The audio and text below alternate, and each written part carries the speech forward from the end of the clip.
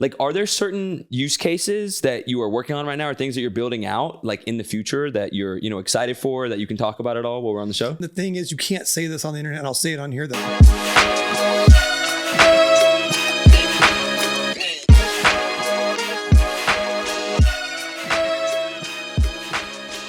Today's first sponsor is Play Mighty Hero. You've heard about Mighty Action Heroes. Now say hello to its big friend, the Mighty Net Genesis Pass. This allow list free mint is your first step into the Mighty ecosystem of games. It's an exclusive pass that will come with a host of benefits, including early access to Mighty Action Heroes and all other future games, access to the very first in-game NFT drops, exclusive in-game content, and locking rewards for long-term holders. The Mighty Net Genesis Pass will be a community of 1,337 movers and shakers of Web3. If you've been there from the very beginning and hold NFTs from collections like BAYC, CryptoPunks, Moonbirds, Doodles, Cool Cats, Proof Collective, and more, you might be on the list. Some alpha here, you better have an opinion on pizza. Follow at Play Mighty Hero on Twitter for more information. As always, guys, remember that Mighty Hero and all other sponsors of the show have a material relationship with the ngmi podcast, and you should always do your own research before aping into anything. We are not financial advisors. We are not providing financial advice. Huge thank you to today's sponsor, Play Mighty Hero. Welcome back to ngmi, the leading podcast in the world, hopefully. I don't know. But today we have a really special guest. We are accompanied by one of the biggest rock stars in the world. This man has, sold like, I think he's gone platinum like 5 times, traveled the world, toured the world. Everyone knows him. Everyone loves him. We got M Shadows over here. How's it going? It's going good, man. Thanks for having me. Yeah, of course. Welcome to NGMI. It's good to be on the biggest podcast in the world. Of course. Yeah. We call it the Web3 show, aka the future biggest podcast in the world. I love it. Yeah. Thank you for, turning down Joe Rogan to be on here. No worries. Really he doesn't appreciate understand that. NFTs. He doesn't get it. He doesn't get it. So do you think you can convert him? I do, because every time I've heard someone on there, I haven't liked their argument. I haven't liked the way they've explained what it truly can do. Even when Beeple was on it, I just think it was insufficient to what NFTs could be and what would actually make it click for him. And so I think I could do a better job. So, okay, perfect. We weren't supposed to talk about this, but I'm going to go right into it. Before we run our intros, everything, I'm Joe Rogan, right? Yep. You have 30 seconds to pill me on NFTs. What would you say? I would just first have him look at it as a technology and not a photo. It's so caught up on it's a photo. People are paying all this money for these stupid apes.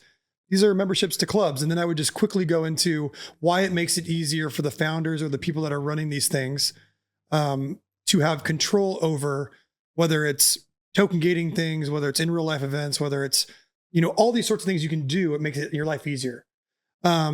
Instead of hiring, I could just go through like, hey, when we have a VIP event at an Avenged Sevenfold concert, we have to hire another company. And they have like 10 people that go and make sure that the right people are being let in properly and that the ticketing is right. And then they have a wristband for this and that. NFTs solve all that. We could do it with just a simple token and we could see it online. And explaining digital scarcity and why it's actually, you could look on Etherscan and make sure that these contracts are what they are. Mm-hmm. I think you could do it really quickly. And I think he would understand it. Just a couple concepts. I think going in on the picture and these things cost millions of dollars and they're stupid and they're rich person's club, I think it just doesn't help the conversation.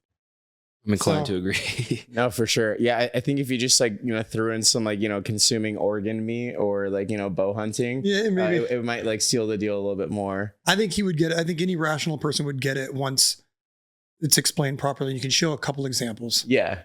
I think the biggest issue though is people would just correlate NFTs with just pictures of insert adjective here and then insert animal there, And we still get it. And I think everyone that has watched what we've done knows that we are at least trying to, this is the whole argument with the people that hate NFTs. They're like, well, at least they're trying to do something with the utility and it makes some sort of sense.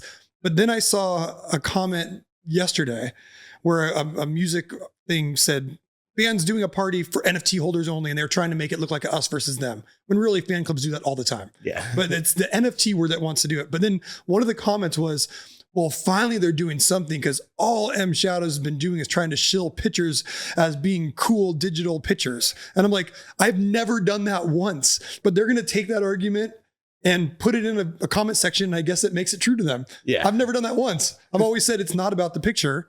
This is cool that you have it as a PFP. It's your tribe. It's really cool to be on there and know you're part of Death Bats Club. Yeah. But really what this is This is a membership into something that we're giving you ownership of, and you guys can build it any way you want.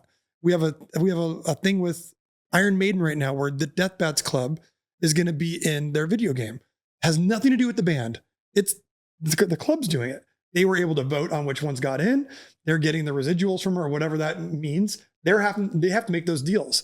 And so when you look at what it really is and what it's always been, it's about giving ownership to these clubs that people have spent so much time building anyways. And with things like Patreon and GoFundMe's, you get none of that. You basically just give money into a black hole to an artist and hope that they provide you content. And so to me, it's a no-brainer. I think you give some of these examples to someone like Joe Rogan and it just goes, oh, NFTs don't mean this. It could be anything you want them to be.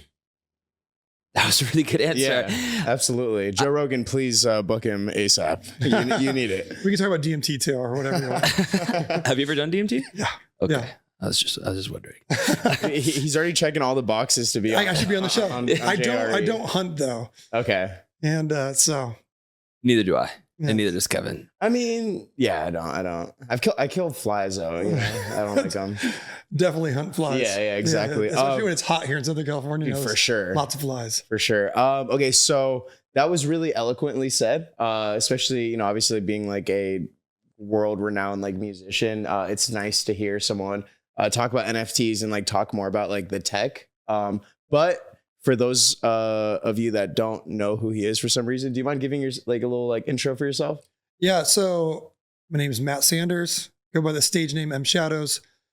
Started a band called Avenged Sevenfold when I was 17, and we went, from basically high school to Warped Tour, and then we've never stopped.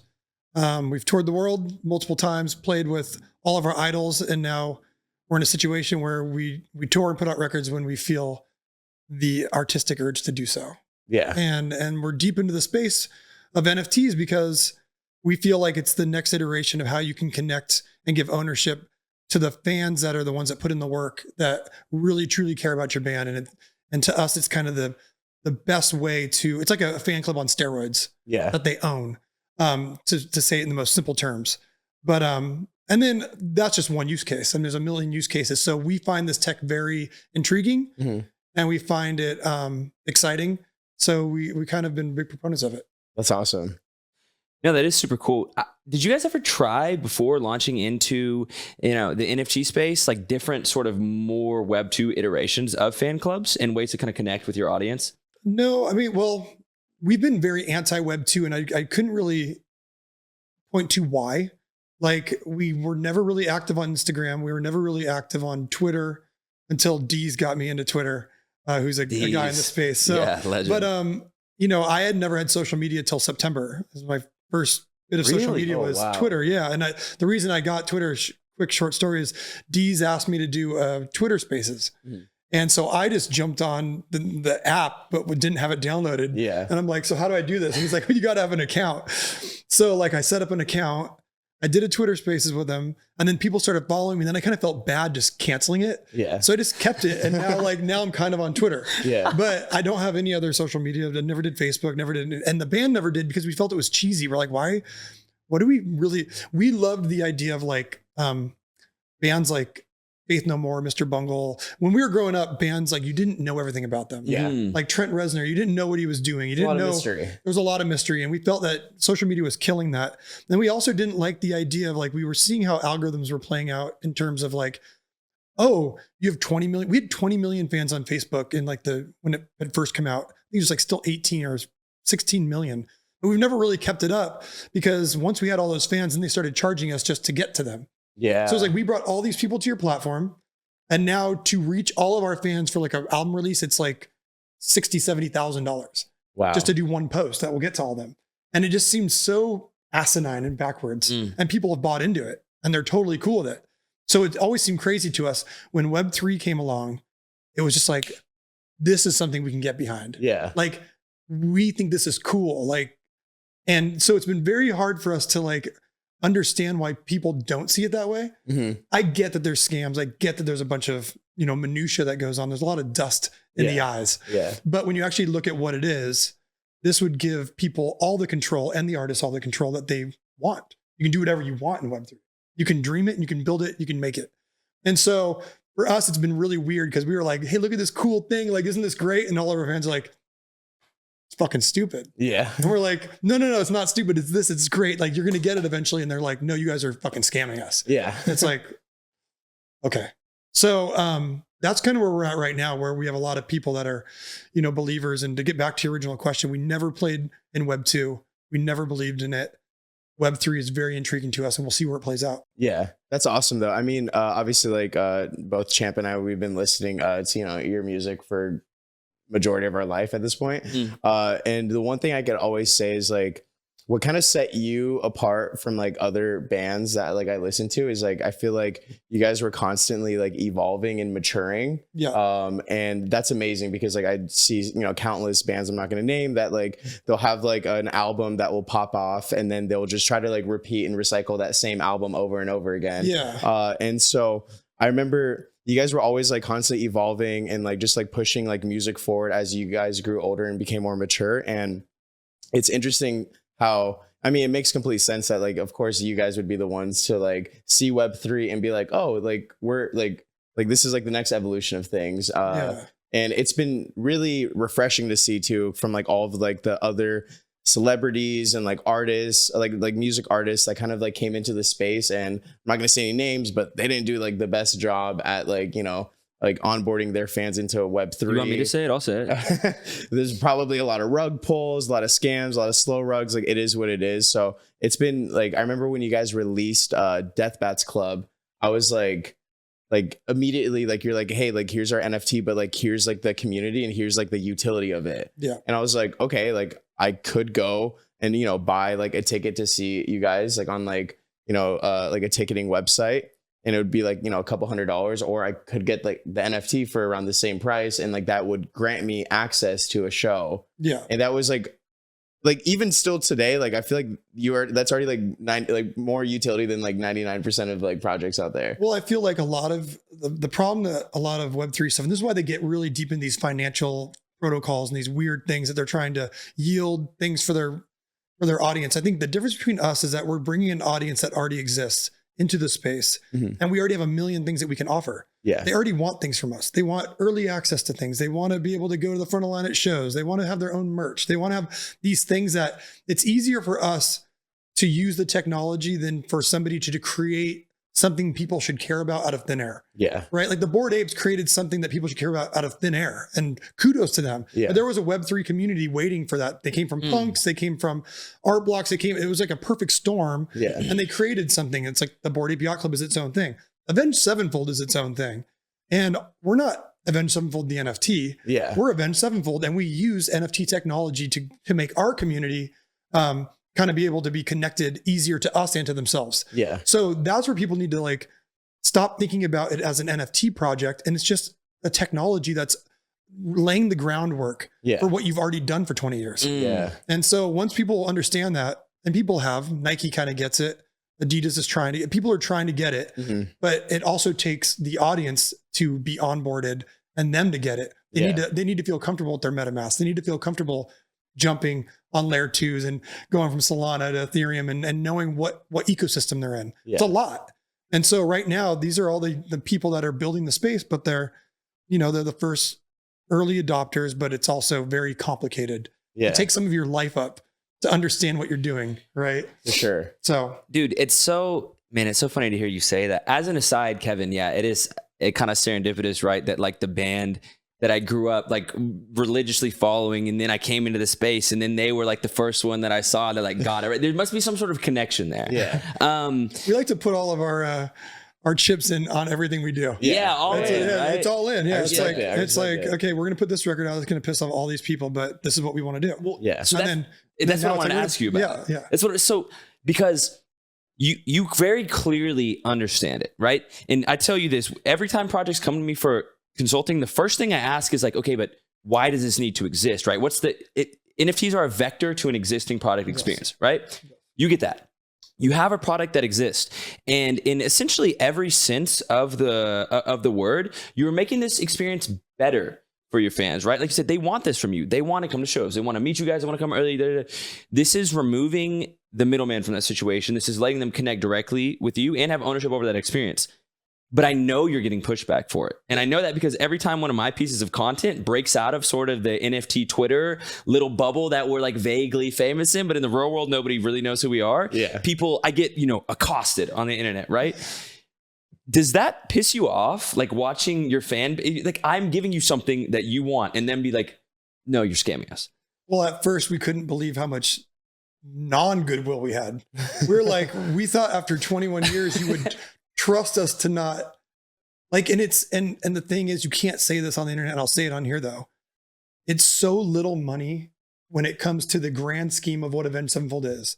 Like they're like, you just ripped us off for a couple $1,000,000 and you guys are all living. It's like, no, we can go do a couple shows and make that. Yeah, what do you think easy. we do on tour? And it's like, yeah, like, so it's like, and then they're like, well, you're making a divide in the fan base. Okay, well, anyone that bought the front row concert tickets, are they a divide too? If they came in an Uber because they could afford it, are they a divide? Like the VIP packages, our whole career, we never even charged for meet and greets because we thought it was corny. So we chose people in our fan club for free to meet us, and we're still going to do that. But now we're giving people the ability to actually build their own community. You cannot do that. I don't care what anyone says with an email list.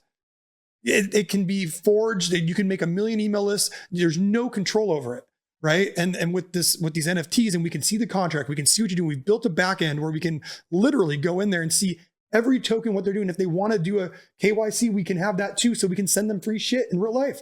We have this all set up to the experiences however you want it, and you can be as deep as you want. And we have all the ability to reward them. Email list does not do anything for us. A phone number does nothing for us. Those are customers, not community members. Exactly. And so the idea that they think we're scamming them by trying to give them more is crazy to us. I've gotten over it now because I've just been called every name that you can think of. Like, and it's just like, at first I was like, there's no way. Like, how I love you guys. Yeah. How do you not see this?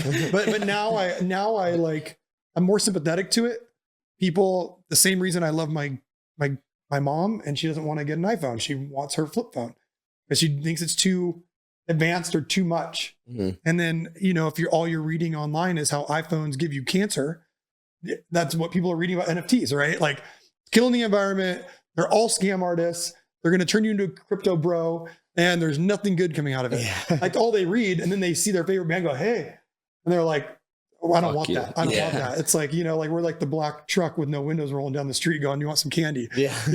But the reality is we really got a bunch of candy. We just want to give it out. Yeah. Somebody's got to do it first though. Somebody's got to do it first. And you guys did it early, like very early, like very, very early. How early did you come into the space, right? Were you trading NFTs and collecting them before you launched? It was right before, I think, and this is all, you can look it up. I could tell when I opened MetaMask and stuff, I got my first address. And it was like right into, was it the end of 2020, very beginning of 2021, when I started watching punks, got my first punk in like March of 2021. Oh, wow. And then, nice. So I started buying CryptoPunks. At the time, Ether was doing like all sorts of weird stuff. And I remember, I had a bunch of Ether because I was into crypto since 2016. And so I had a lot of Ether and a lot of Bitcoin. And so I started buying CryptoPunks because I got it. I was like, I get what this is. Did you talk to Gary Vee? No. Okay. You weren't on that call? No. But, and so basically, but I did meet all those people quickly after, like I knew Temper from FaZe Clan, who's not into crypto. Then I got to know Banks better. Mm. I saw like Kai, Henry, and all these guys that were getting into FaZe Clan that were being talked to, but I knew them beforehand from other stuff, like streetwear stuff, stuff growing up, like music. And then I got to meet the other guys that were involved in that, or like the Deezes of the world, or the people that were in the punks chats. Mm-hmm. So I was learning a lot just being in like kind of like watching the punks chat, being in there, participating, buying CryptoPunks. Then I was buying a lot of art blocks. I was, minting every time art blocks came with the gas wars. The good old days of just, pump the gas and try to get a Videnza or a Chromie Squiggle or whatever. And so I was collecting that stuff, and then Bored Apes came out, and Bored Apes were the one that I was like, oh, utility. I was like, these are receipts. Yeah. This is a receipt. Like, it's no longer how cool your Bored Ape is, even though it was about how cool your Bored Ape was. It was also, there's going to be parties. There's going to be all these. And so that was what the Avenged thing kicked, because before Bored Apes, we actually put out our first NFT, which is 101 things or NFTs called Into the Ether, and they had rarity based on the color of the eyes. And this is before the utility. We put a piece of music on it, and we just put it out there. We went on Reddit and we said, hey, if whoever wants this, go download MetaMask. We had 5,000 people send us their MetaMask, and we could only had 101 of them. So we kind of looked through their wallets to see if they had anything, if they were collecting, and if they were collecting or had any sort of, even if they changed their name, we would give them one. Because at the end of the day, it was only like 17 people had previous NFTs. Everyone else, all 4,900, 80 or whatever it was, all of those people had just opened up a MetaMask to get our free NFT, but they didn't really know the space. Wow. So you just like onboarded. You just onboarded. But I will say the people that didn't get them, they probably just forgot about it. Because that's why when we started Death Bats Club, I was like, this is gonna be easy. Like this is gonna be awesome. They're gonna get it. And then when I started seeing the whitelist roll out and people actually signing up, I was like, oh, it's not gonna be that easy. Like we need to make videos. So we're kind of going off on a tangent here, but we were in the NFT space for quite a while before we did anything. We did one thing, which I think was really good in terms of old school NFT. And then but when we nailed the big project, it was, hey guys, this is going to be everything and nothing all at once. It's going to be evolving. If we promise you a comic book, next week it might not be a comic book. It might be some new protocol we're building because this is how we're going to use NFTs. And we explained that beforehand so that no one had like some idea of like, oh, I want, where's my comic book or my $1 million airdrop. Yeah. My private island with a Rolex. Let us give you these now because you're early, but let us create and keep moving with the space so that we don't become outdated. And they understand that. That's awesome. Yeah. It's, I love the fact that like, obviously like, you guys were in the space for a while before you decided to like build anything in the space. And like, cause again, like that's something that you don't really see too often, especially nowadays. It's like people, they come into the space because they, hear about how much money's in it. And then like immediately without like knowing anything of like what's going on or the culture, they're just like, all right, like, how can I make money? How can I extract value from this? So yes. That's it's really cool that you guys took the time to like understand it, like, and then provided value instead of just extracting it immediately. Yeah. And at the end of the day, like, all that money went back and we did a huge sandbox build for the fans. We've given 7,000 free tickets out with the plus ones. It's 14,000 tickets for free. Yeah. We've, at the end of the day, like what's being built on our end right now is going to be so good for the music industry. It's going to be good for ticketing. It's going to be good for in real life events. It's going to be good for fan clubs. It's going to be good for live shows. It's going to be good for a whole economy based on, I went to that show. I went to 25 shows. I'm a super fan. Well, what do these PO-apps mean? Well, you're going to be able to redeem them at some point. Yeah. There's going to be all these things that get you closer to the band, get you closer to the community, but they cannot exist. They can exist, but they can't exist under one umbrella without NFTs. I love the fact that you brought up PO-apps because anyone that is a super fan that's listening, you could finally take off the wristbands from the shows, guys. Like they're called PO-apps, like they're digital wristbands. Like and those ticket stubs you've held in like that little container or the little shoebox. Yeah, exactly. You can get rid of that now. That's awesome. Man, that's so cool. Yeah, and I'm glad you bring up the ticketing thing because you think about like you on eBay right now, right? If you look up Avenged Sevenfold tickets, like there are people selling them to each other, right? Buying them, selling them to each other. NFTs, PO-apps, like you mentioned, make that experience more fan friendly, make it easier to do. And something really cool that you brought up, I don't know if you've been paying attention to like the Starbucks launch and the things that just happened, but keeping track of sort of people's like level of fandom, right? So you're like, oh, this is the 5 show club, the 10 show club, you know what I mean? And you have your road warriors who are probably driven to see, 100 of Sevenfold every show. And now you click one button, go to their MetaMask wallet, and it's like, oh, they've been to 100 shows. Let's send them a fucking signed guitar, send them like a this or that, you know what I mean? And it opens all these doors, which is why it just blows my mind. I understand that it's hard to explain to people. Right. And because I get that pushback all the time. But I'm curious, like, how long you see that process taking, right? Because at least in my mind, it's an indisputable fact that eventually people are going to understand why this is better for them in every single way, right? But like, I think once we go on tour, I think our fan base will get it. But I also think there's going to be a lot of people that are going to they're going to feel like scorned on it. Like, they told me to get in. I didn't want to believe them. I talked a lot of shit. I'm still not going to get in. And now they're just making us and them. I've already seen that dialogue where it's us and them, where I can just sit there and go like, listen, it was always us and them. There's always the guy going to buy a more expensive ticket. There's always the guy that got the pit passes. There's always the guy that Warped Tour selling you the VIP pack to meet the bands. There's always that. But you have created a new dilemma in your mind that the band is somehow playing favorites to other fans. We're not. We're simply only taking in this amount of people, not because we care about the value of their token, because it's all we can handle. Right. Yeah. We can't handle more than 10,000 people to take care of them all. Which is a lot. It's a lot. It's way more than any fan club would normally have. Yeah. And so the reality is, if they just take a step back, breathe, they have to trust us that we can use this technology to make their life better if they choose to participate. And the people that do choose to participate have been a very, I don't even know how to say this without sounding, they're a very driven fan. They're a fan that really wants to participate and add value to the community. They don't want to take. They want to set up their own meet and greets with each other, their own parties. They want to do like their own art projects. They want to do all these things that they're building outside of us, which was the point, right? There's people that are running Pixelverse. There's people that are mods in Sandbox for us. There's people that are doing things that we never asked. You want me to have them? Stella? And ngmi. Oh, I'm doing a interview in here. Can we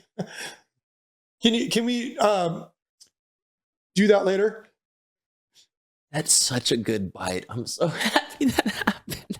Literally every episode we have a situation like it's perfect for the brand. It's not a big I'm deal. sure, like yeah. No. We love it. It's no problem. Yeah. So, anyways, yeah, I just feel that it's once we go on tour and people see how it's rolling out, from the corporate level as well. Like, so part of our thing is that we've always been very like we've had many corporations come to us and they want to think they can help us when really like. Oh my God. And all these bands have come to me, bigger bands than us. Like, I don't want to name names because they will get in this space eventually. They're watching. Yeah. And they go, well, we're talking to this. And I go, you don't need to talk to anybody. Just build do this it yourself. Yeah. Build this yourself. And don't have anybody's hand in the cookie jar, right? Make it for the fans, make the fans. But there are people that we do consider friends. People like Live Nation, Ticketmaster. These are people that we've had long relationships with. And to go like, they will be involved in this space at some point. Yeah. They're not going to just sit there and just, oh yeah, fucking X, Y, and Z company just totally took all of our market share. It's not going to happen. These are smart people that have teams. We want to incorporate these people while keeping all the data ourselves, the things that we want in terms of like, say you're an Avenged Sevenfold Death Pets Club holder and you're going to a Live Nation show, which of course you're going to, they own everything.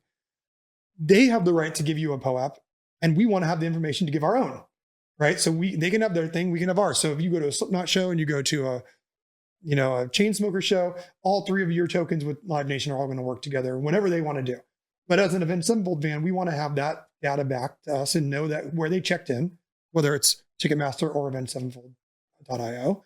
And we want to be able to reward you personally. Right. We want to make sure that, so that's what people need to do. We need to be working where it's an even playing field of like, we're not giving up ownership of something. We're simply working together because of the way the interoperability of Web3 and it allows that. Right. And so people need to not go like, oh, I want to get into Web3. So where's the nearest record label to show me how to do it? Yeah. Because then you're just going back to Web2. That's the whole point. The whole point is that those conversations don't have to happen anymore. Yes. Yeah.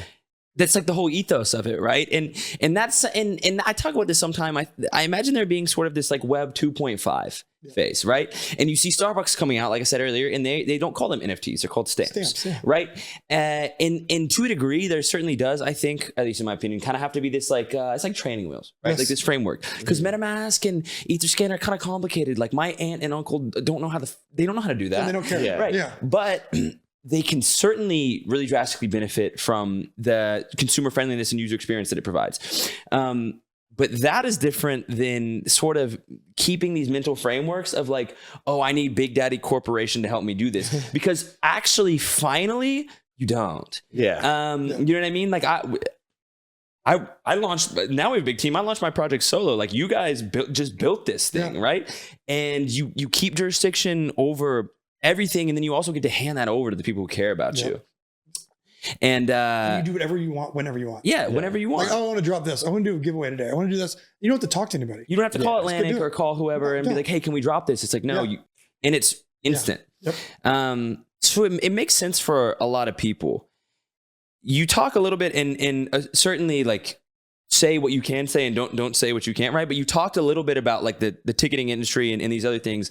Like, are there certain use cases that you are working on right now or things that you're building out like in the future that you're, excited for, that you can talk about at all while we're on the show? Yeah. I mean, at the end of the day, and I'm not giving up anything. Let's put it this way. The people that are the biggest in the ticket industry completely see the potential in this. And these are not bad people. These are actually really good people. Yeah. These are people that we've had great relationships, and the ticketing agency is the one that takes the bullet a lot of time for the artists doing what they want to do. Yeah. Yep. They're kind of the shield, right? Because the artist is going to dictate what the ticket price is going to be. They're going to dictate how many tickets, where they go, this and that. And then everyone goes, oh, it's tickets. No one wants to be mad at their favorite artist. Right? So at the end of the day, these are people that are kind of like a vessel to do what the artist wants and how it's going to play out, right? So these are going to be good decisions, bad decisions. These are smart people that see what's coming. So in my mind, whether it's with a Ticketmaster or whether it's with ourselves, we want to have our token members who have put work into the community to be front of the queue when we put tickets on sale. They should have the first access to the best tickets before anyone else gets to get in there, right? We want them to have their own line where they don't have to wait in line. They can go to a nice dinner and roll right up when our set happens and not have to wait. We want to have a VIP area for them that we can bring in sponsorships or not. But you can go backstage, you can walk in there, get a drink made by a bartender, and to be able to walk right back to your seat and have free reign on this venue. Because at the end of the day, 10,000 tokens out of the whole world is not much. Mm-hmm. What are we going to be like? Maybe 50 might show up to one show, maybe 3, maybe none. When you're playing in the middle of Oklahoma, you might have 2 people that have Death Bats Club. When you play London, you might have it be, you might need to cap it. Right. And so it's one of these things where this is going to happen. And if the big ticketing agencies get involved, which I think they will, I think they're smart enough to do it, they will make it so these are authentic tickets that can be scannable and work with your NFT. Now, what are the dangers? The dangers are scalpers get all your tickets. So thinking through these problems, working through them is what we're doing right now. Putting cooldown periods. If I move my NFT to you, maybe there's a cooldown where certain perks don't work for 2 weeks, right? So now you can't buy those tickets on every event or be in the city. Maybe it's that you have to show up with your ID that's based on a backend, which you've already built, which we're already doing for in real life things or perks. It has to match your ID with your backend on the IO site. Yeah. So maybe there are envelopes where the NFT has to live, like a virtual version of your NFT has to live in with the ticket. So they both have to be there together. Oh yeah. There's all these things that we're working on that will happen, and it's going to be incredible for ticketing. And at the end of the day, what do you want back? Well, we want to know who came tonight. And then we're going to make them a special GIF/POAP that authenticates that they went to that show. And then we're going to create a larger scale, rewards program. Like, you went to 25 shows. And by the way, 30 shows gets you this. So they might go buy 5 shows from people that only went to 1 show. Yeah. Because what are those people going to do with them? Yeah. Right. And so like you create incentives for people to want, to participate and build this out. And this is all in real life stuff. We might even do it to where, we have t-shirts that are going to be coming out where you scan your t-shirt. And if you have a Death Bats Club, we send you a digital avatar of the t-shirt you bought and it'll work right into, these are things that are all coming that we're doing, that we're building for this next album cycle that to me is just going to be like, why wouldn't you get involved? Yeah. It's a no brainer. Yeah. So, yeah. And there's a time right now where these tokens with ETH going down and everything, there was a time, I think they're like $120 now, the floor. They're $80. $80. Yeah. And you get all that. And that's like just the beginning of it. It's just crazy to me that people wouldn't just go, oh, spend $80 even if this is a scam. It's less than a ticket. It's less than a ticket. Yeah. That's like a Chipotle order or Starbucks or something. And you won't find anybody that's been in the Death Bats Club that's like, oh, that wasn't worth it. Yeah. After day one, when we airdropped everyone 2 tickets, they were like, oh, okay, well, There's my money all back. right, cool. Yeah. You know, like I literally remember that because like when I bought one, like I minted one and I was like, oh yeah, like I just want to support you guys because I appreciate the value you provided me in my life with music. And then I remember I just like woke up. I didn't know I didn't know what the roadmap was or anything. I was just like, oh yeah, I love them. Like let me support. And then I woke up to an airdrop with tickets and I was just like, holy fucking shit. This is like, this is the greatest day of my life. Yeah, like I was like, awesome. that was awesome. And we specifically didn't have a roadmap because we didn't feel like we needed to create anything out of nothing. Yeah. It was obvious. This is where you're going to get all the stuff first. Mm-hmm. If you care about the band at all, then this is where you want to be. You don't need a roadmap. We're just going to do cool shit when it comes up. Are you happy that like obviously because like I know we don't have to get into like the new album or anything, but like I know there's gonna be like a upcoming album at some point. And are you happy that you're in this position with like, you know, Death Bats Club and like Web3 to like be able to like innovate something new with like the next release? Very excited because I feel like we got a lot of the kicking of the tires out of the way. Yeah. Right. And you don't want to be doing that in the middle of a record. A lot of fans complain. They said, give us the record first, then present this. And I don't agree because I think there would be too much. You can only concentrate on one thing kind of at a time. And all of our, you know, doing the last couple of years of NFT New York and doing the last couple of years of Art Basel and doing NFT LA and speaking at these events and creating these relationships with people in the industry, helping more people get onboarded is only going to help our collection when these things roll in. And if you do it all at once and just throw it on them, I think you're just going to be years behind where this audience is. This audience already knows. You see Megadeth announce a token. You see, you know, Chainsmokers have always been doing stuff. You see Slipknot is doing Notverse and they're going to be announcing a token or they're going to be doing something. These are things that someone had to do it first and just get it out of the way. And I think our audience is going in there. They might not be the biggest Megadeth fans or biggest Slipknot fans, but they're going to go buy those tokens and teach that community. Yeah. And you need that. For sure. Because you need it coming from people not like me. Because to me, people are always going to go, "Oh, you're trying to sell us something." Yeah. No matter what, no matter how good my opinions are, I know, it doesn't matter. It doesn't matter. Yeah, it's. Do you know what I mean? Though I've died on that. Yeah, I've definitely died on that hill a couple times. We do that. Got some arrows in my back. So we all do that together, man. But it's because you believe in it, right? Yeah. And it's also because like you love your fan base, and it's an opportunity to give them something in a way you've never done it before. Yeah. Right. And before I go to the next topic, by the way, I saw y'all in Oklahoma, in Tulsa, and there were a lot of people there. They were very happy to see you. It was right after Nightmare had come out. Fun show. I was like, I was young. I was like 13 years old, I think. There's no slight on Oklahoma, but I just feel that there'll be less death bat holding. No, I'll slight Oklahoma. I will slight Oklahoma on camera. I do not live there anymore. It's okay. But yeah, man, sorry, Kev, I kind of cut you over. Oh no, I was just gonna say that like I appreciate the fact that like obviously you guys are like working out like the kinks and everything of like making sure that is kinks the right word actually? Yeah. I think okay, cool. Yeah, sorry.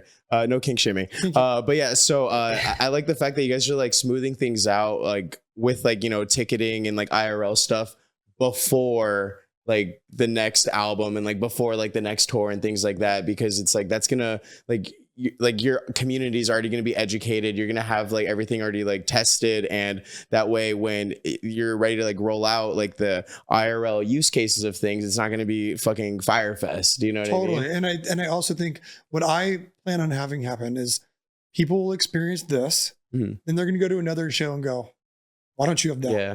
Yeah, they're gonna go to a show and wait in a line with a paper ticket and be like, "Oh, this is so fucking Web 2." Like, this is so lame. Yeah. It's so stupid. And guess what? And dude, the coolest thing that you said earlier, I wasn't even thinking about this, was about the like resale market for these POAPs, right? Because let's say you can only afford to go to one show or something, right? But somebody has 9 and they want the 10th one, and maybe you sell them your POAP, and you just went to a free show, dude. And now, and guess what? Now you can go to another one, and you can do it again, and it's like this flywheel effect, right? This like this fan economy that doesn't exist anywhere else, because like Patreon or any of these other sites would never let you do that, because they have to take their percent. And by the way, like if you use Patreon or any of these sites, like the only difference is, bro, is you're just giving a bunch of money to rich people who own these companies who do not care about you, or the band that you love, or the creator that you love, right?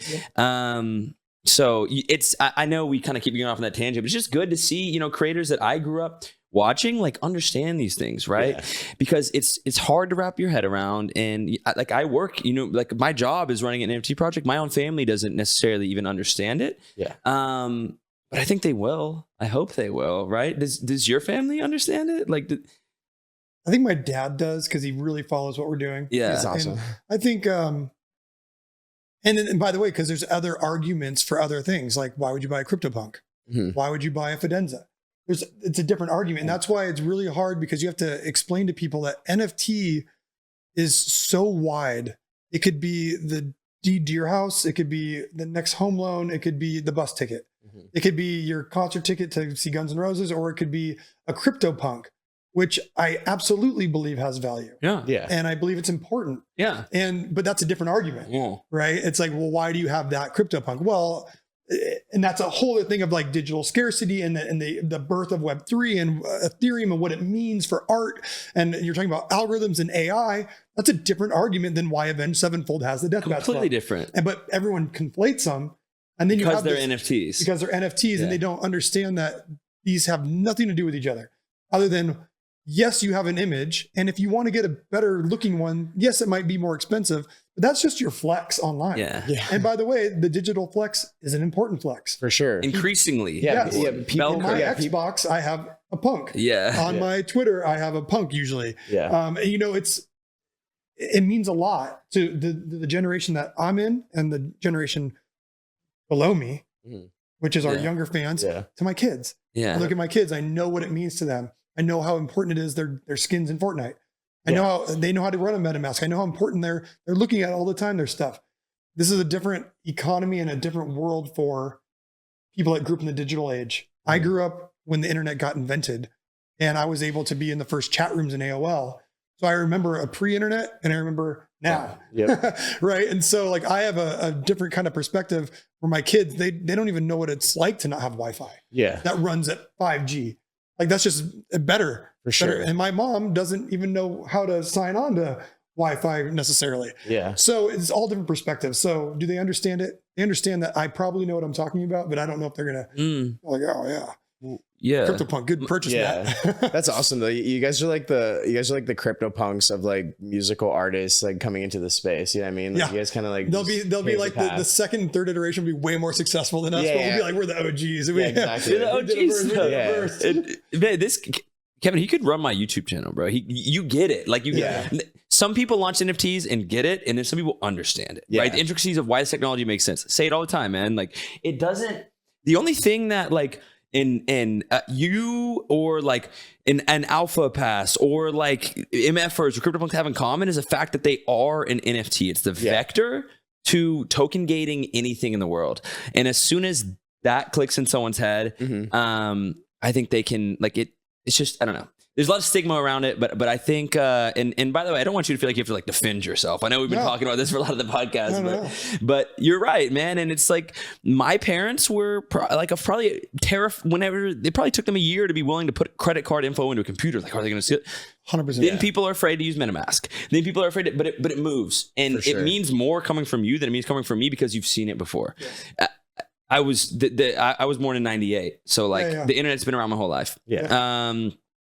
But yeah, man, I again, also, I want to be respectful of your time here. I'm good. And we're coming up on like the last 5-10 minutes. So I actually wanted to ask, like, while we still have you here, if there's anything in particular like that you just really want to talk about, right? Future plans for the band, for Web3, for sort of your journey into the space. Just kind of want to give you a platform and like a stage to talk about anything at all. How nice of you to give this man a platform. Yeah. I mean, honestly, like my biggest qualms right now have to do with the idea that fandom or the idea that people look at art as a commodity. And artists now, and it happens in the NFT space too, they try to shill too hard. Like do art for art's sake. Artists that make music, they shouldn't be thinking about singles. They shouldn't be thinking about the record label. They should make art because they want to make art. The same reason you go into the garage when you're a kid with your friends. You might want to be in a big band, but you don't try to be in a big band by writing songs that you think are going to be big. You try to write the stuff that you want. Yep. And I think my biggest thing right now is, especially like now that I'm on Twitter, I see this negative like swirl of like why don't you do this? Or you should do this. And this is what's going to make you more money. Or you should do this for me. Mm-hmm. And the consumer always thinks it's about them, when really it's not even about them. They should just be, when I look at my favorite artists, like what if I was in there looking at like Wes Lang and I'm like, can you do more like this or more like that? Or I liked when you did your old stuff. To me, like art, like is about from the artist. And I, that's why I appreciate this new art. I appreciate this AI art. I appreciate art blocks so much. I love the idea of a beautiful code. Mm-hmm. I love the idea of something with parameters, but it's still eccentric in its own way. And you never know what you're going to get. And that these pieces come out beautifully. Like Squiggles and Videnza's huge fan. Ringer's huge fan. But I love AI art. And but then I also think as people like me, who I would call an analog artist and a human artist that's making art. One thing that just really gets me now is just this consumer economy where everything has to be about how much can you sell? Yep. How successful is this going to be? And it just makes me sick because I think that's not what art should be about. Dude, I relate to that in like the most like mid-tier floor level, like just from like my own experience. Cause like I'm not gonna say like I'm an artist. I mean like technically You're an artist. I guess like comedy is art. But yeah, it's like when I started like making comedy videos on Twitter about Web3, like no one else was really doing that. And I wasn't just like, oh, this is gonna like take me to the next level. Yeah. I was like, hey, like I'm pretty fucking depressed because I haven't been doing comedy as much because I'm spending so much time on Web3. So I'm just going to do this because it interests me and because I want to do this. Yes. And it just happened to be that like, that was like the start of like my growth in this space and like getting a huge following. And now it's really frustrating because it's like people see the experience that I've had like making content. And now people are like trying to mimic that. And or like hitting me up. They're like, hey, like I want to grow my page. So I'm going to start doing videos like you. And I'm just like, just do what you want to do and for the sake of just doing it. And you probably have people that are like, oh, this isn't as good as that, or you should do more of this. Or and the thing is like, it's like, if you're a true artist, you are simply going to have people attached to you and you just got to throw them off. Yeah. And as much as it hurts. Yeah. Like, sorry, you connected to this, but doesn't mean you're going to connect to this. And I have to do this because if I'm being true to myself, that's trash. Like, because you always think your old stuff's trash. Yeah, right? 100%. And you should, because if you're trying to repeat that, you get into what you were talking about earlier. It's just this recycled world of like, I was talking to someone today about like bands that are different, right? Like bands that people would maybe like more if they were more in the box of like, and I don't want to name names, but there's bands like Tool. Yeah. That's a band that like, it wouldn't be. It's hard to put them in a box. It wouldn't be Tool if they didn't do what they did. But other people are like, I wish it was more exciting. Yeah. I wish they didn't. Like, if it was more exciting, it would be exactly what X, Y, and Z is. Yeah. They're cool because they don't care about. Oh, I wish they weren't so unpredictable. Or like, I wish it wasn't so like stoner, or wish they would just rock more. It's like, but then it wouldn't be Tool. And so like people need to let, or I like that album. They rocked on that, but they're doing this here. They think, but if you would have told them that on this record, you would have never got that record because you would have wanted that record. Yeah. You can never evolve. And that's 100%. Why artists get boring, because they fall into that. Yeah. And it's like, you have to reject it, and you have to reject it kind of violently. And like, because those people, you can't let them have any sort of like voice in your head. And it's amazing like how long you've like had that stance too, because I remember as like an Avenged Sevenfold stan, I remember seeing like you guys like obviously like dropped Awaken the Fallen, amazing album. Like anyone who's into like metalcore, like whatever genres you would kind of like name that, and then you dropped City of Evil, which like completely different. And I remember like all of like my friends at like hardcore shows or like in the scene I was in.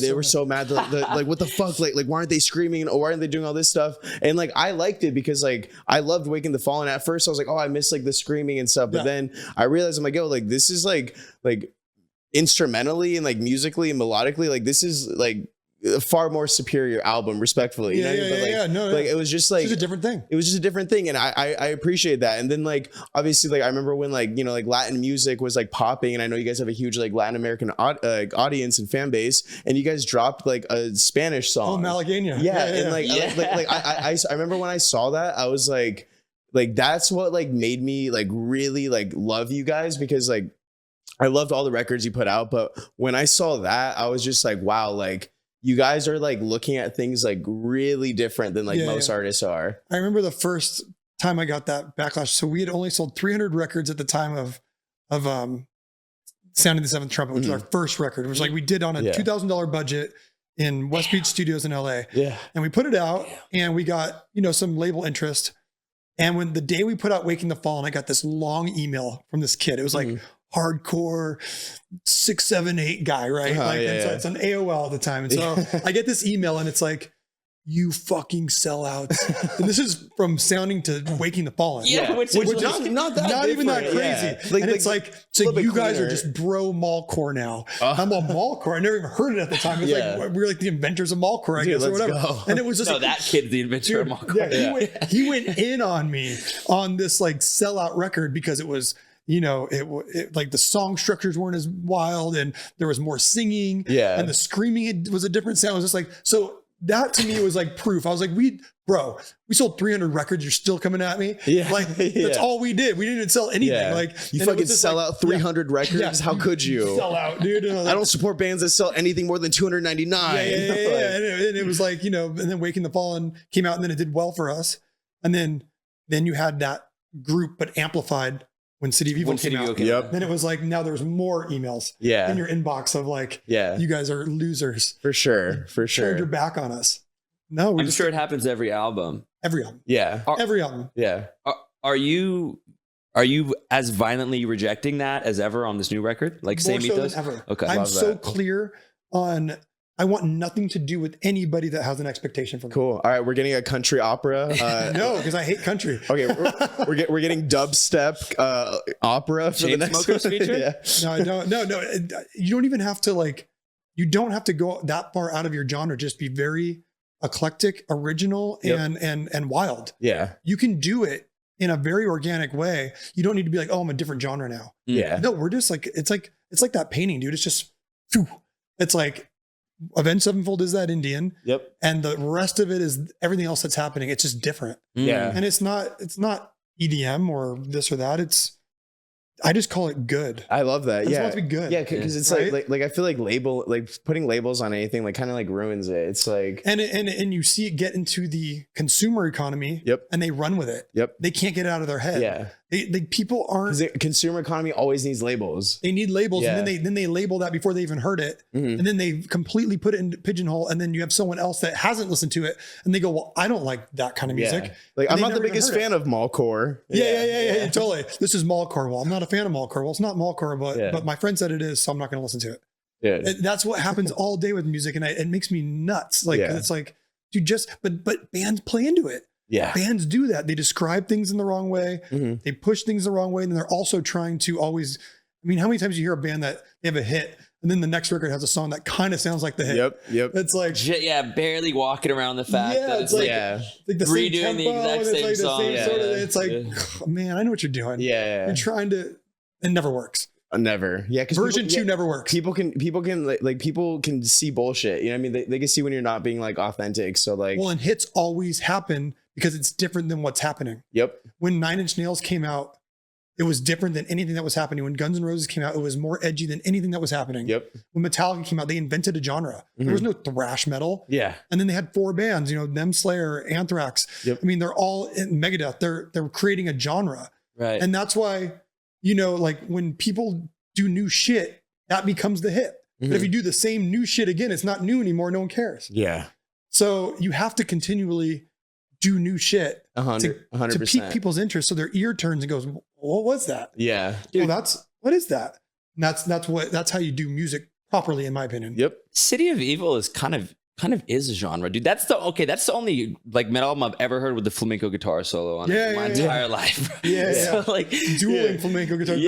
Crazy. Yeah. So you guys have been doing that, man. And I'm sure that will be reflected in the Web3 strategy, 100%. however that's rolled out with the new album, which again, I know you can't talk about in detail, but I'm sure will be intricate. We have a lot of plans for it. Yeah. Yep. And we could always run this back too. Yeah, we'll run it back. For sure. Yeah, we'd love to. I have a final question for you because I forgot to ask this. Because you have the Mutant Ape Yacht Club hat on. Yeah. Yuga Labs is currently being investigated by the SEC. Breaking news came out today.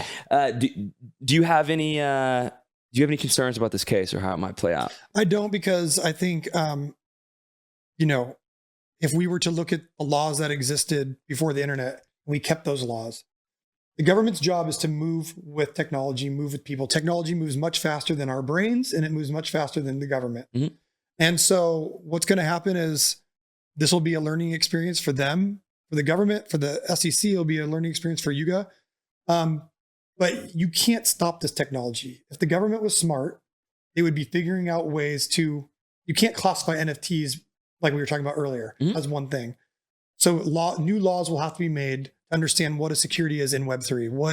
What is it? And what do tokens mean? Like, where is this all going? The laws will have to adjust more than the space is going to have to adjust, in my opinion. Yeah, I agree. It happens every time. You can see this over and over and over. There's no way you squash this out. In fact, if you tried to squash this out, Bitcoin and Ethereum will just explode, in my opinion. So I think these are things that run beneath the government and they need to embrace it, or there's going to be problems, I think. But I don't see that happening. The laws should follow the common interest of the people. 100%. Also, in typical ngmi fashion, camera A just powered down. But we still have the one close up on your absolutely. All right, we do. cool. Absolutely. face. Outro time for them shadows. Yeah. Outro time for them shadows. We appreciate you coming on the show so much, man. I mean, like we said, him and I are both, super long time fans of yours. We try not to, overdo the gushing on the camera, but amazing experience, like lifelong culmination experience for him and I. Yeah. And it's really, really cool to hear you talk about like the intricacy with which and the level of which you really understand the Web3 tech, man. So super, super cool to have you on the show. I appreciate you coming on, and I hope we can shoot again after the new album. Thanks, man. I appreciate it. Yeah, anytime. Yeah, appreciate that, man. I appreciate it. And where can people follow you?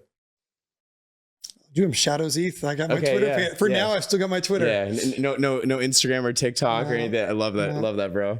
Well, dude, thank you so much for doing this.